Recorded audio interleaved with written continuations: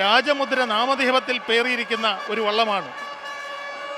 നദോന്നതയുടെ താളക്രമത്തിൽ വഞ്ചിപ്പാട്ട് പാടി വള്ളപ്പുരയിൽ കയറ്റുകയും ഇറക്കുകയും ചെയ്യുന്ന ഒരു രീതി കന്യാട്ടുകുളങ്ങര ദേവസങ്കേതത്തിനടുത്ത് കിടക്കുന്ന വള്ളപ്പുരയിൽ കാണാൻ കഴിയുമായിരുന്നു.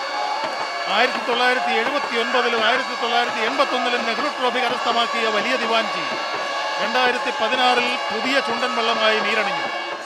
ചുണ്ടൻ വള്ളങ്ങളുടെ മയൻ എന്ന വിശേഷണമുള്ള ഉമാമഹേശ്വരൻ ആചാരി തൻ്റെ 10ാമത്തെ ചുണ്ടൻ വള്ളമായി നിർമ്മിച്ചിറക്കിയ വലിയ ദിവാൻജി 53.25 കോൽ നീളവും 50 അങ്കുലം വണ്ണവും 2024-ലെ ചമ്പക്കുളം മൂലം വള്ളംകളിയിലെ ജേതാവാണ്. ആ പെരുമയാണ് വലിയ ദിവാൻജിക്കുള്ളത്. അങ്ങനെ വള്ളംകളികളുടെ തുടക്കം കുറിക്കുന്ന മധ്യകേരളത്തിലെ വള്ളംകളികളുടെ തുടക്കം കുറിക്കുന്ന ചരിത്രപരമായ ചമ്പക്കുളം മൂലം വള്ളംകളിയിലെ ജേതാവിത പുന്നമടക്കായലിൽ മത്സരത്തിന് പോരിനിറങ്ങിയിരിക്കുന്നു. മേൽപ്പാടം ചുണ്ടൻ വള്ളം Kumarakom boat club and FFBC Kumarakom 2024 May 10-ന് നീറ്റിലിറക്കിയ പുത്തൻ ചുണ്ടൻ വള്ളമാണ് മേൽപ്പാടം. അമ്പലപ്പുഴയ്ക്ക് കിഴക്കായി മേൽപ്പാടം കരയുടെ സ്വപ്ന സാക്ഷാത്കാരമായ ഈ ചുണ്ടൻ വള്ളം പെരുന്തച്ഛൻ കോവിൽമുക്ക് നാരായണനാചാര്യയുടെ മകൻ സാബു നാരായണൻ്റെ 7ാമത്തെ നിർമ്മിതിയാണ്. തൻ്റെ 7ാമത്തെ പുത്രൻ എന്നാണ് സാബു നാരായണൻ ഈ ചുണ്ടൻ വള്ളത്തെ വിളിക്കുന്നത്. 128 അടി നീളവും 64 ഇഞ്ച് വീതിയും 85 തുഴൽക്കാരെയും 5 അമരക്കാരെയും 4 നിരക്കാരെയും ഉൾക്കൊള്ളാൻ കഴിയുന്ന വള്ളം.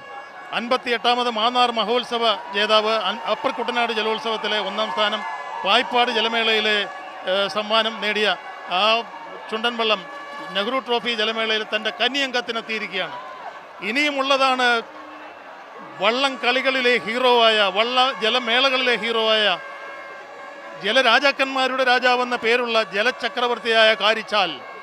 തുടർ വിജയങ്ങളുടെ ഹാട്രിക്കുകളുടെ തമ്പുരാൻ വള്ളം കാരിച്ചാൽ കരയുടെ മാനസം കവർന്ന വള്ളം. അവർ ഓമനപ്പേരായി വിളിക്കുന്നത് കാരുവെന്നാണ്. തങ്ങളുടെ മകനെ വിളിക്കുന്നത് പോലെയാണ് ആ വള്ളത്തെ അവർ കൊണ്ടാടുന്നത്. 1974-ലും 75-ലും 76-ലും 82-ലും 83-ലും 84-ലും ഹാട്രിക്ക് നേടിയ ആ ചുണ്ടൻ വള്ളം 86-ലും 87-ലും 2000-ലും 2001-ലും തുടർ വിജയങ്ങൾ നേടിയ ചുണ്ടൻ വള്ളം 1980-ലും 2003-ലും 2008-ലും 2011-ലും 2016-ലും അങ്ങനെ വർഷങ്ങളിലൂടെ ജലരാജാവായി 15 വർഷങ്ങളിൽ വെള്ളിച്ചുണ്ടനെ ശിരസിലണിഞ്ഞ ആ ചുണ്ടൻ വള്ളം 2023-ൽ പുതുക്കിപ്പണിത മികവുമായി കരക്കാരുടെ പ്രിയപ്പെട്ട കാരു ഇങ്ങനെ പോരിനെത്തുകയാണ്. 2024-ലെ പായിപ്പാട് ജലോത്സവത്തിലെ ജേതാവാണ് കാരിച്ചാൽ.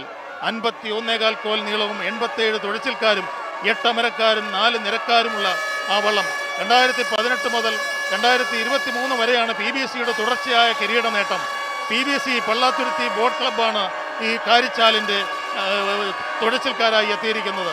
1988-ലും 98 വർഷങ്ങളിലും ട്രോഫി നേടിയ PBC ആകെ 6 ട്രോഫികൾ നേടിയ വള്ളം സമിതിയാണ്. 15 നെഹ്റു ട്രോഫിയുമായി ഏറ്റവും കൂടുതൽ നെഹ്റു ട്രോഫിയുടെ റെക്കോർഡുള്ള കാരിച്ചാൽ ചുണ്ടൻ വളരെ വ്യക്തമായ മുന്നേറ്റം കൈവരിച്ചുകൊണ്ടിരിക്കുകയാണ്. 15 എന്നുള്ളത് 16-ലേക്ക് എത്തിക്കുവാനാണോ എന്ന് തോന്നിപ്പോകും. കാരുവിൻ്റെ ആ ഒരു മുന്നേറ്റം, ജലചക്രവർത്തിയായ കാരിച്ചാൽ, ഒരു ദേശജനതയുടെ ഹൃദയവികാരമായ കാരിച്ചാൽ, ആലൻ 3 തൈക്കലും ഈഡനും ക്യാപ്റ്റനായുള്ള മനോജ് PP ലീഡിംഗ് ക്യാപ്റ്റനായുള്ള കാരിച്ചാൽ പള്ളാത്തുരുത്തി ബോട്ട് ക്ലബ് ഇതാ വീണ്ടും ഒരു റെക്കോർഡിന് വേണ്ടി ഉള്ള ഒരുക്കങ്ങളിലാണ്. വളരെ വ്യക്തമായ മുന്നേറ്റം, വള്ളപ്പാടുകളുടെ മുന്നേറ്റത്തിലൂടെ വളരെ ചെറിയ സമയദൈർഘ്യമെടുത്തുകൊണ്ട് വളരെ ചുരുങ്ങിയ സമയപരിധിക്കുള്ളിൽ കാരിച്ചാൽ ഫിനിഷിംഗ് പോയിന്റ് പിന്നിട്ട് കഴിഞ്ഞിരിക്കുന്നു. തൊട്ടു പിന്നാലെ എത്തുന്നത് 14-ാം നമ്പർ മേൽപ്പാടവും 7-ാം നമ്പർ വലിയ ദിവാൻജിയുമാണ്. പുതിയ വള്ളമാണ്, പ്രായേണ പുതിയ വള്ളം. തടിയുടെ നിറം പോലും മാറി. ആഞ്ഞിലി തടിയുടെ ആ ഒരു ചേതോഹരമായ വർണ്ണക്കൂട്ടോടുകൂടിയാണ് 14-ാം നമ്പർ വള്ളം 3ാമത്തെ ട്രാക്കിലൂടെ കടന്നു വരുന്നത്. 2ാമതായി ഫിനിഷ് ചെയ്യുമെന്ന് ഏതാണ്ട് വ്യക്തമായിരിക്കുന്നു. തുഴപ്പാടുകൾക്ക് പിന്നിലാണ് Melpadam KBC and FFBC Kumarakom നയിക്കുന്ന ചുണ്ടൻ വള്ളം. വലിയ ദിവാൻജി ചങ്ങനാശ്ശേരി ബോട്ട് ക്ലബ്ബാണ് ഇക്കൊല്ലം ഇവിടെ മത്സരത്തിന് എത്തിച്ചിരിക്കുന്നത്. സണ്ണി ഇടിമണ്ണിക്കളാൻ ക്യാപ്റ്റൻ, ബൈജപ്പൻ ആന്റണി ജോസഫാണ് ലീഡിംഗ് ക്യാപ്റ്റൻ. അങ്ങനെ വളരെ വ്യക്തമായി തന്നെ ഒരു സംശയമില്ലാതെ വളരെ സ്ഫടിക വ്യക്തതയോടുകൂടി ഈ 3 വള്ളങ്ങളും തങ്ങളുടെ മികവ് തെളിയിച്ചിരിക്കുന്നു. കാരിച്ചാൽ 1ാമതായി ഫിനിഷ് ചെയ്തപ്പോൾ മേൽപ്പാടം 2ാമതായും വലിയ ദിവാൻജി 3ാമതായും ഈ അഞ്ചാമത്തെ ഹീറ്റ്സിൽ ഇന്നത്തെ ഈ പ്രഥമപാദ മത്സരങ്ങളിൽ തങ്ങളുടെ ശേഷി തെളി